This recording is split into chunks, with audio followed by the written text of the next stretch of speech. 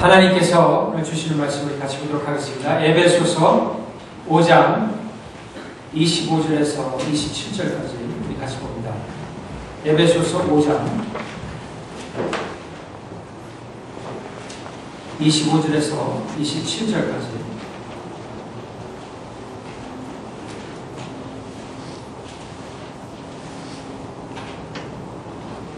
같이 보겠습니다. 하나님의 말씀이 다음과 같습니다. 남편들아, 아내 사랑하기를 그리스도께서 교회를 사랑하시고 그 교회를 위하여 자신을 주신 같이 하라. 이는 곧 물로 씻어 말씀으로 깨끗하게 하사 거룩하게 하시고 자기 앞에 영광스러운 교회로 세우사 티나 주름 잡힌 것이나 이런 것들이 없이 거룩하고 흠이 없게 하려 하심이라. 아멘.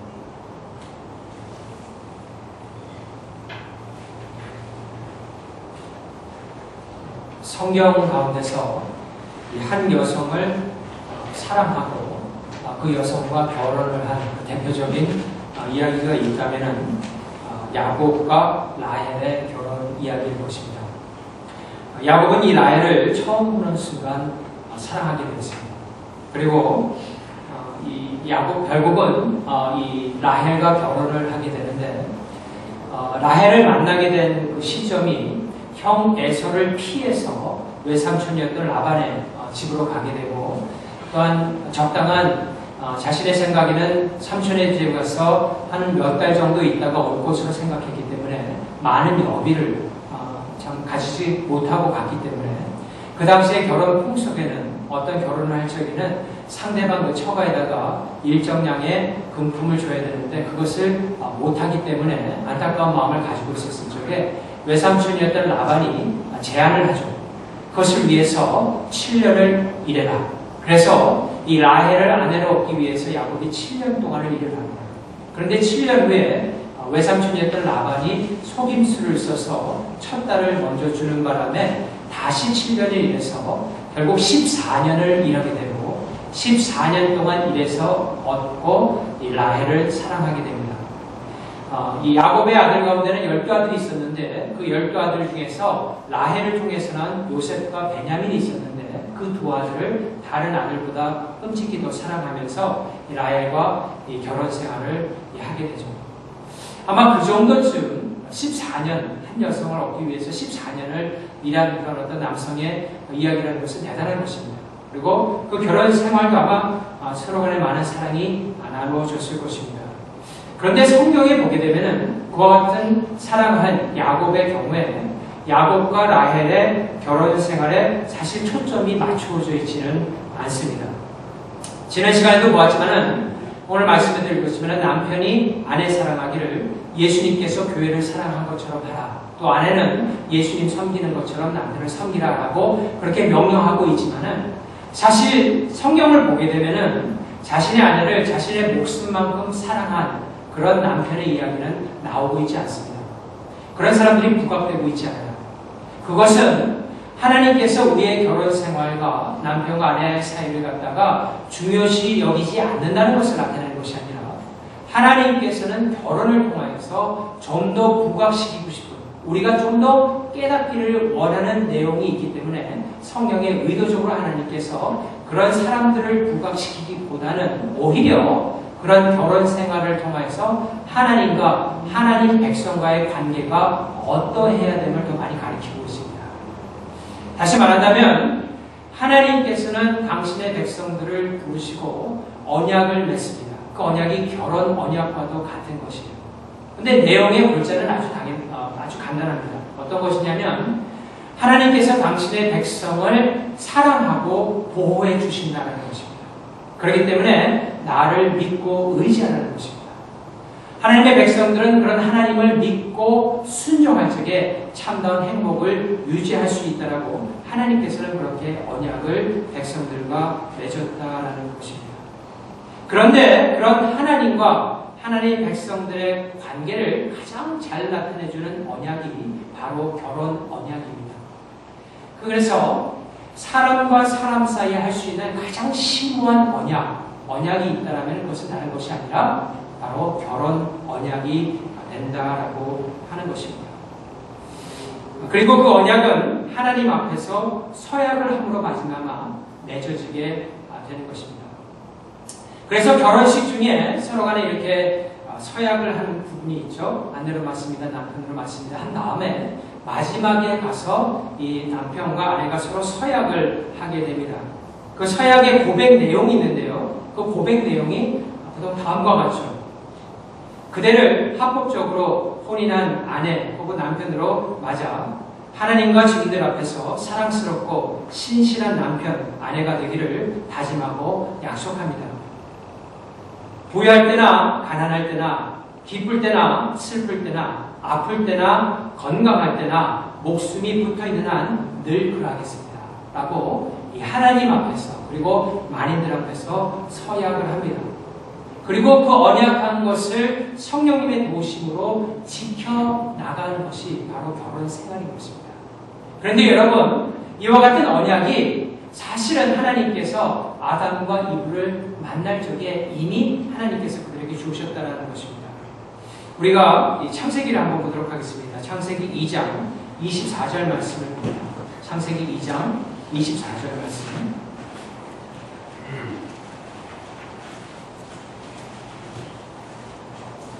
창세기 2장 24절 말씀 보면 에베소서 5장 31절에도 같은 말씀이 있죠. 이렇게 되어 있습니다. 이러므로 남자가 부모를 떠나 그의 아내와 합하여 둘이 한 몸을 이룰지로다 라고 되어 있습니다.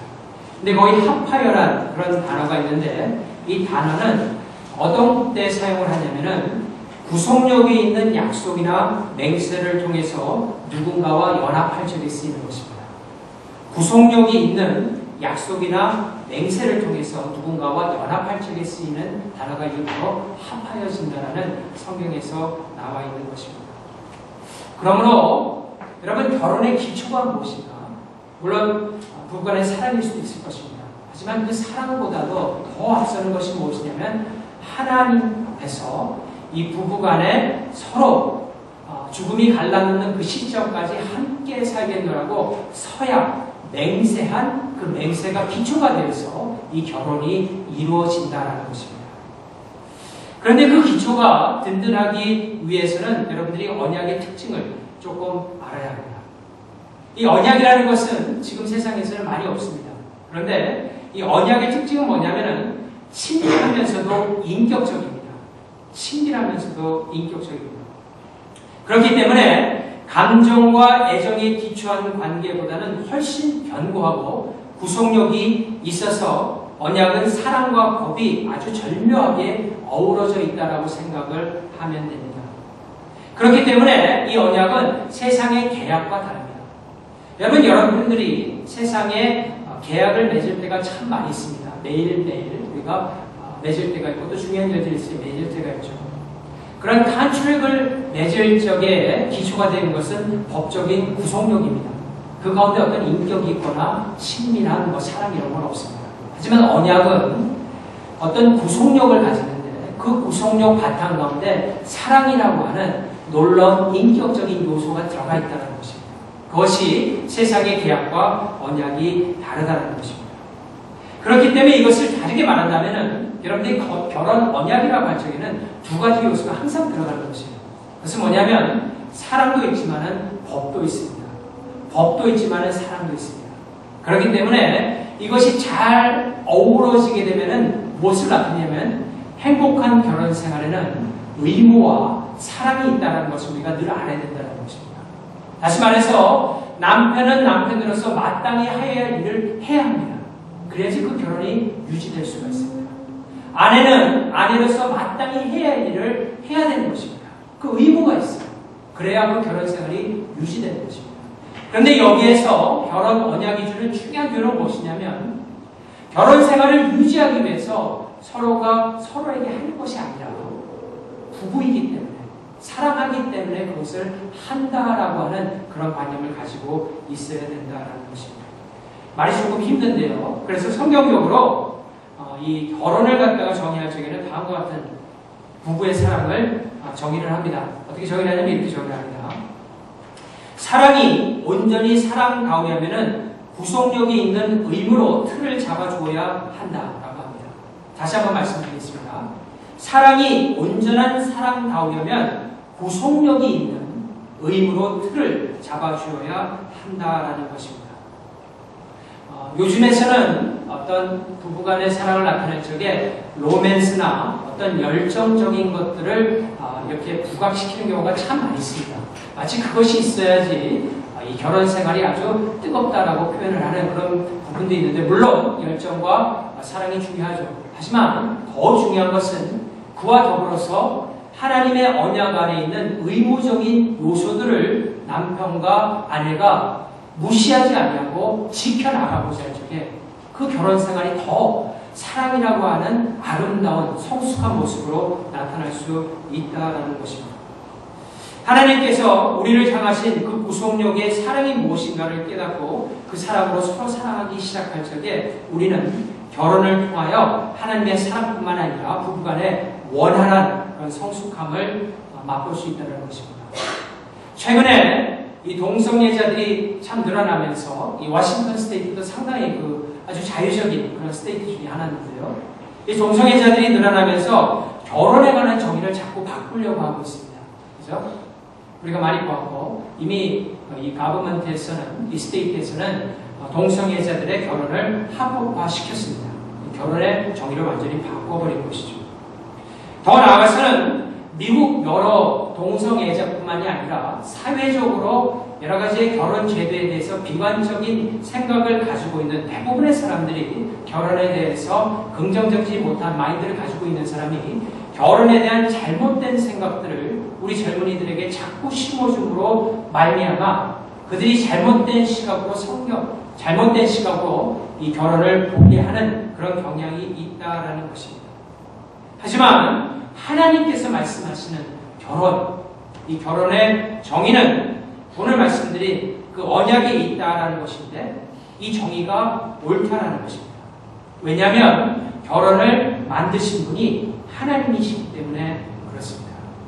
그래서 여러분이 결혼의 기초라고 하면은 다른 어떤 것이 있는 것이 아니라 언약의 기초, 하나님과 사람들 앞에서 내가 맹세한 것을 내 생명이 다하는 날까지 지키겠노라고 하는 성령님의 도우심을 얻고자 하는 그런 결단 가운데서 그 결혼의 기초가 있다는 사실을 늘 마음에 두고 살아가야 된다는 것입니다. 그러면 그 언약의 기초 위에 세워진 결혼 생활에 있어서 목적에 해당하는 우선순위는 무엇일까요? 우선순위. 여러분, 결혼을 하게 되면은 많은 사람들의 경우에 우선순위를 정하고 필요에 따라서 그 일을 빨리빨리 진행하고자 합니다. 그것이 꼭 틀린 것은 아닙니다. 결혼을 하게 되면은 필요한 것들이 있고, 또 자녀들을 생각해야 되고, 또 자녀들의 미래를 향하여서 이 부부가 준비해야 되는 것들이 있습니다. 그것이 잘못된 것은 아니에요. 하지만 결혼 생활에 있어서 그 어떤 것보다도 우선순위를 삼고 살아가야 되는 것이 있어요. 근데 그것은 무엇입니까? 그것은 다른 것이 아니라 부부간의 우정입니다. 부부간의 우정입니다. 서로가 가장 친구가 되고자 하는 것입니다. 그것이 항상 부부 생활의 우선순위가 되어야 합니다. 여러분 주변에 혹 여러분에게 와서 어떤 배우자감을 고르는 것이 좋습니까? 라고 좀 조언을 부탁하는 사람들이 있다면 한마디로 이렇게 해주시면 참 좋습니다. 친구가 될 만한 사람을 사귀세요. 친구가 될 만한 사람을 배우자로 얻기를 바랍니다. 라고 조언을 해주면 아주 가장 크고 좋은 조언이 됩니다. 우리의 삶 가운데서 이런 말들이 나올 때가 있죠. 처음에는 부부간의 사이가 좋지만은 나중에 되면은 나이가 들면은 이제 친구가 더 좋더라. 뭐 그런 말들을 합니다. 옛 친구가 더 좋다라는 것이죠. 남편이나 아내보다. 근데 그런 생각이 뭐 그렇게 틀린 것은 아니죠. 옛 이야기를 하면서 뭐 옛 친구들과도 어떤 그런 정서를 좀 나눌 수는 있을 것입니다. 하지만 성경에서 권면하는 것은 자신이 생각하는 가장 친한 친구가 누구냐라고 생각했을 적에 그 친구는 자신의 배우자가 되어야 된다는 것입니다. 그 사이에 그 누구도 들어와서는 아니 된다라고 성경은 가르치고 있습니다. 왜냐하면 하나님께서 아담이 혼자 있었을 적에 아담을 위해서 이브를 창조하십니다. 그게 인류의 기초적인 모습인데요. 그때 아담에게 이불을 보내면서 하나님께서 그 이불을 보내신 가장 중요한 목적은 이것이었어요. 다른 모든 짐승들에게는 암수의 쌍이 있는데 아담에게만은 아담과 교류를 할 수 있는, 교제를 할 수 있는 인격을 가진 존재가 없는 것입니다. 그래서 아담이 독초하는 것이 보기에 안 좋았다라고 했습니다. 여러분, 그때 아담은 모든 것을 가지고 있었습니다.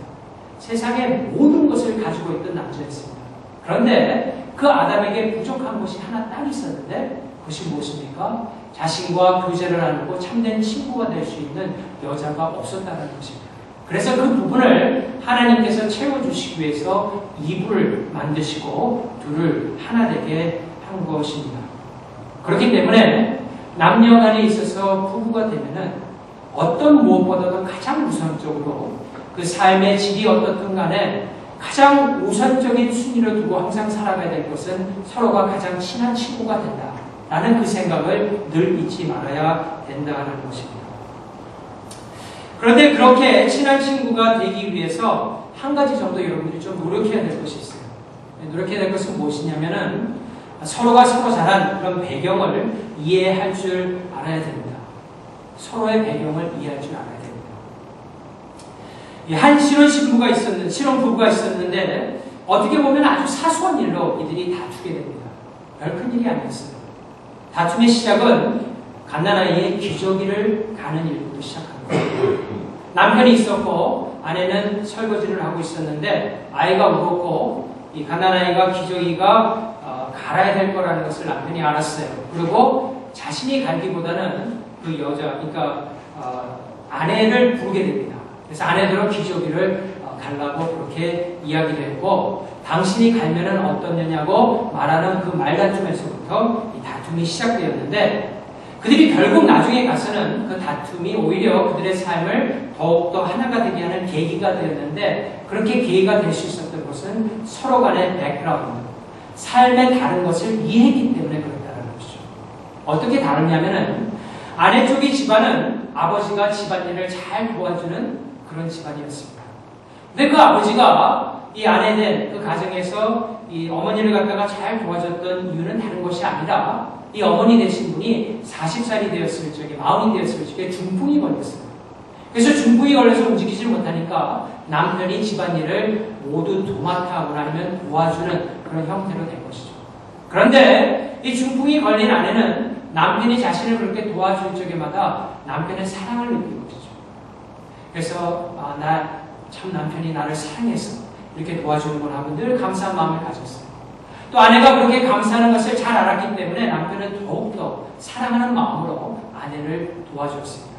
근데 그런 가정에서 이 신혼부부의 아내 되는 사람이 자랐기 때문에 당연히 식사가 끝나고 나면은 자녀들도 일어나서 집안의 일들을 어머니를 도우는 그런 분위기 가운데서 자라났습니다.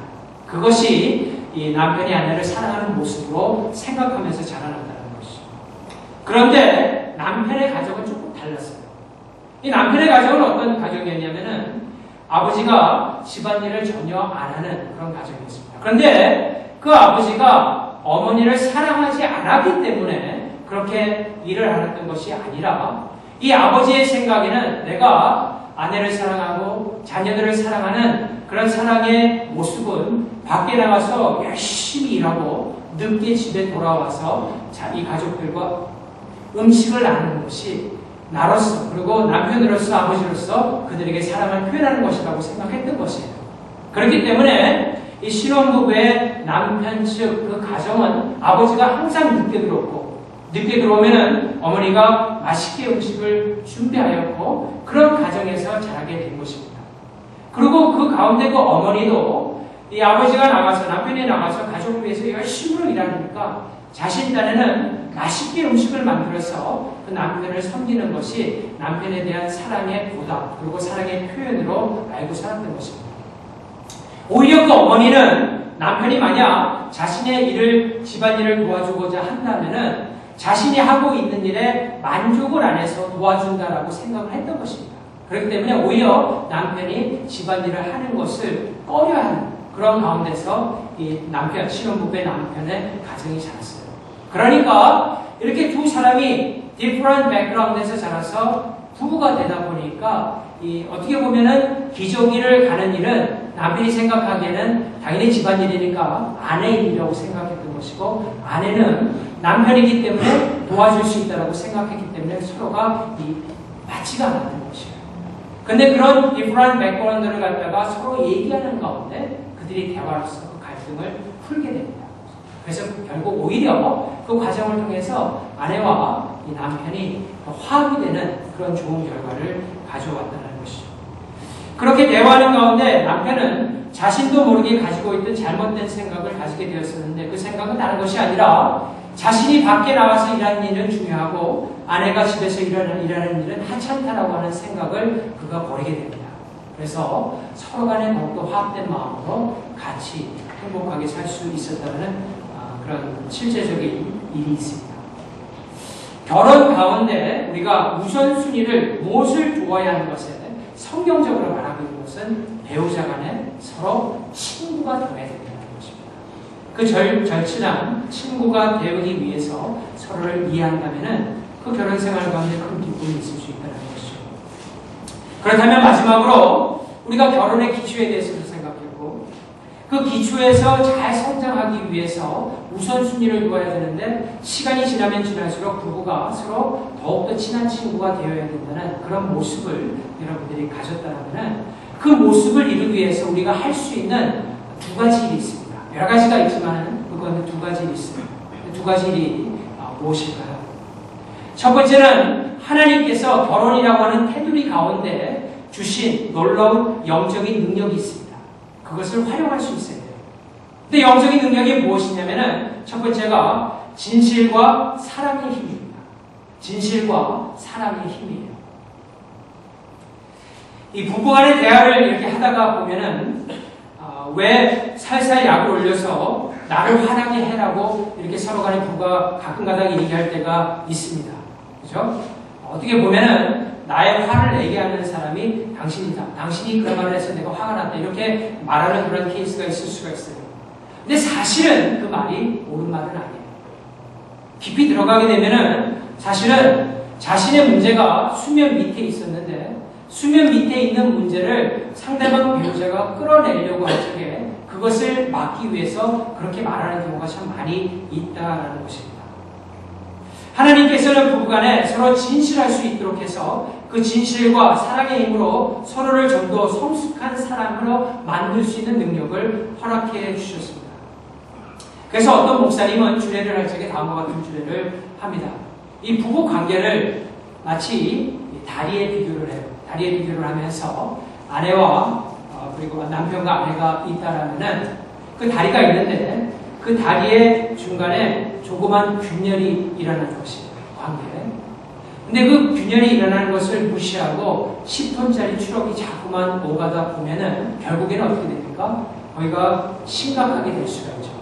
그래서 그 10톤짜리 트럭이 오가는 것을 대화가 오가는 것으로 비교해서 그런 대화들이 자꾸 오가다 보면은 결국에 관계에 문제가 생기기 때문에 그런 대화를 통해서 균열이 있는 부분이 생각나게 되는, 밝혀지게 되면 그것을 잘 회복시킴으로써 서로의 관계를 회복하는 것이 중요하다라고 그렇게 가르치는 경우가 많이 있습니다.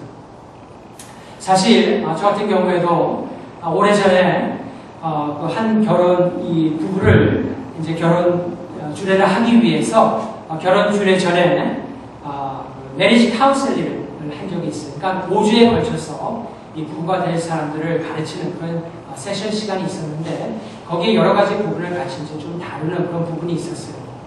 근데 그 중에 하나가 무엇이었냐면은 이 파이낸스에 관한 부분이었어요.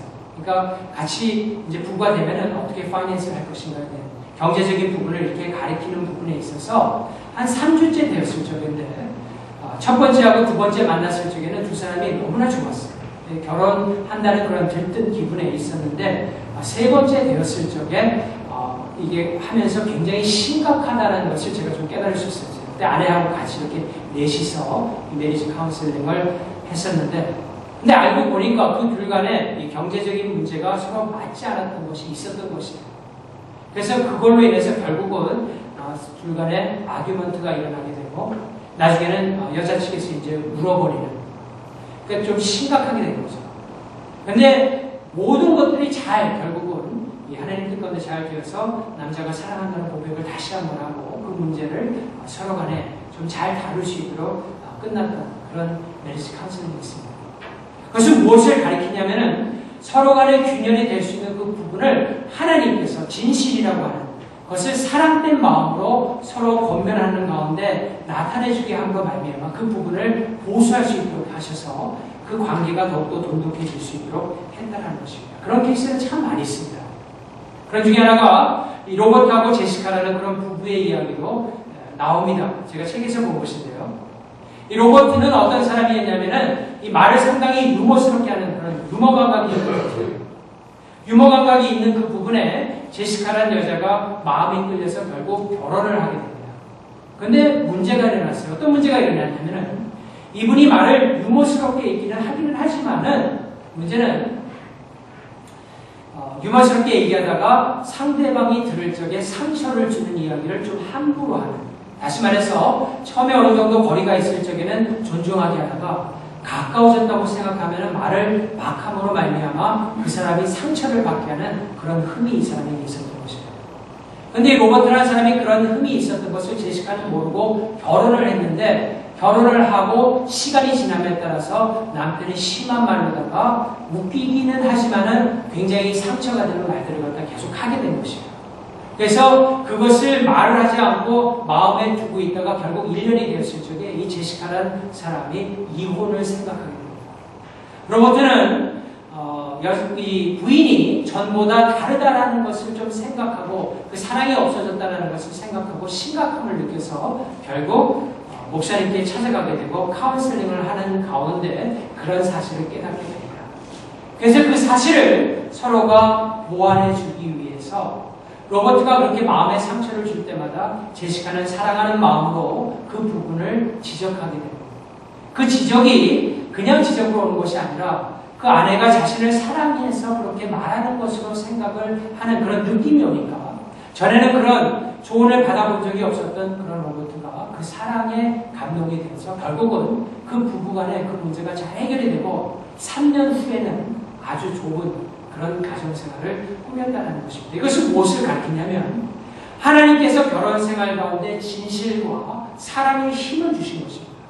그것은 서로 간에 서로의 잘못된 것을 가리키는 거라고 그런 것이 아니라 그런 서로의 부족한 부분을 사랑하는 마음으로 서로가 대화를 통해서 풀어나갈 수 있게끔 성령님의 은혜를 준 것입니다. 그래서 그것을 잘 활용하게만 되면은 오히려 그 다툼을 통하여 부부간에 더욱더 아름다운 관계를 맺을 수 있게 된다는 것입니다. 그것이 바로 부부간의 친밀한 친구의 관계를 가질 수 있는 좋은 방법이 된다는 것이죠.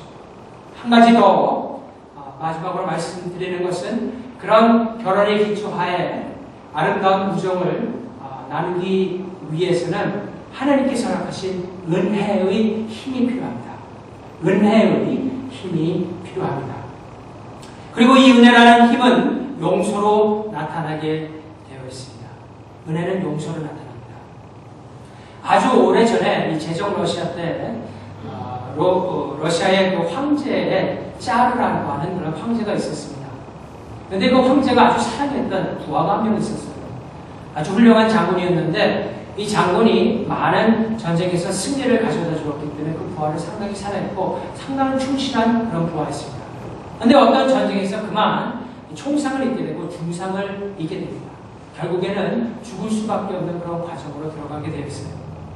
임종하는 모습에 그 신하를 쳐다보는 마음으로 이 황제, 러시아의 황제 짜르가 마음이 너무나 아팠어요.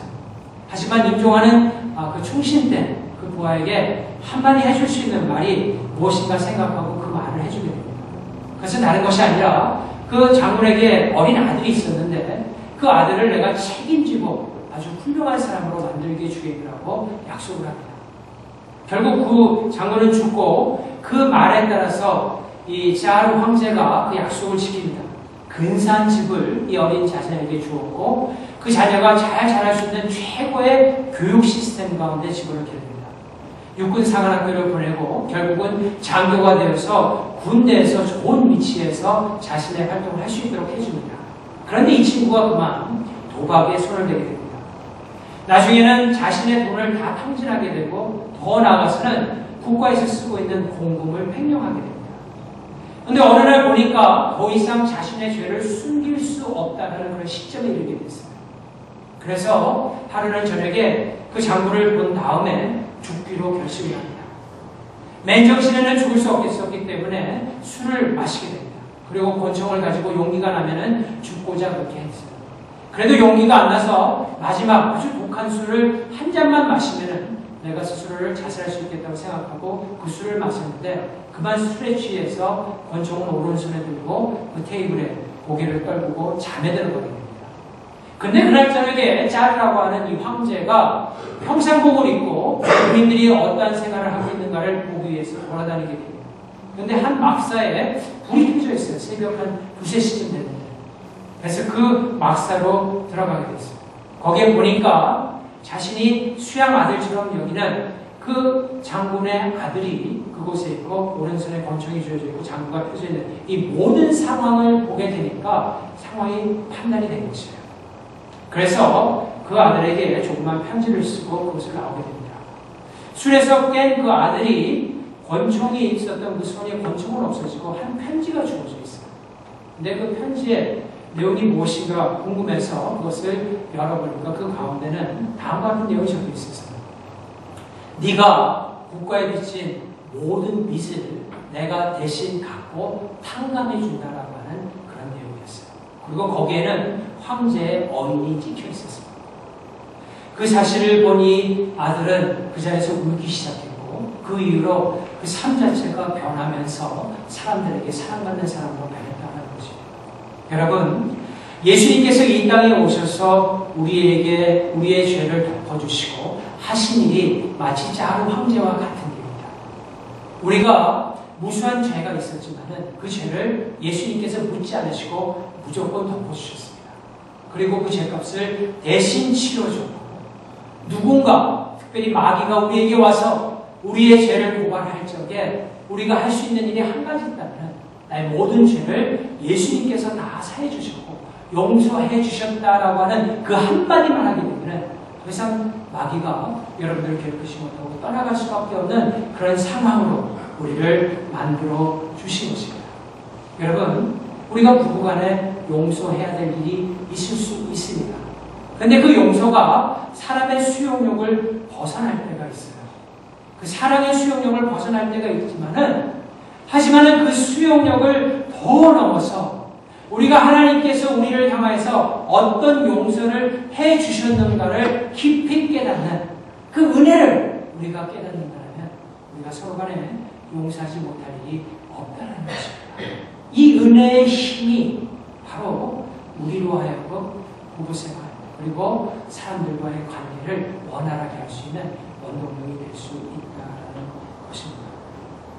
우리는 그러는 가운데 주님께서 허락하신 이 결혼의 삶을 만족하며 더욱더 나아가서는 그러는 과정을 통해서 서로 간의 배우자를 참으로 영광스러운 모습으로 하나님께서 보시기에 아름다운 모습으로 내가 만들어 간다라고 하는 그런 생각을 자꾸 할 적에 그것을 통하여 그 부부의 관계가 참 아름답게 갈 수 있는 것입니다. 이것은 이상적인 그림이 아니라 하나님께서 성경을 통하여서 우리에게 말씀하고 계시는 성경적인 부부의 모습입니다. 쉽지는 않지만은 그 쉽지 않은 일을 우리가 노력함으로써 성령님의 의지하여서 기도하면서 계속적으로 해나갈 적에 그 부부 관계를 통해서 하나님께서 보시는 놀라운 사랑 그리고 하나님의 놀라운 참 신비한 일을 우리가 깨닫게 된다는 것입니다. 그와 같은 마음을 여러분 마음 가운데 가지고 또 서로 간에 부부로서 또 주변에 있는 크리스천 삶으로서 여러분 하나님의 증거하기 시작할 적에 여러분의 삶을 통하여 놀라운 하나님의 나라가 확장되는 것입니다. 그와 같은 일에 부름을 받은 모든 여러분들이 예수 그리스도를 더욱더 의지하고 주님께서 원하시는 요구하시는 그런 삶에 순종하는 여러분 다 되시기를 주님의 이름으로 축원합니다. 기도하시겠습니다.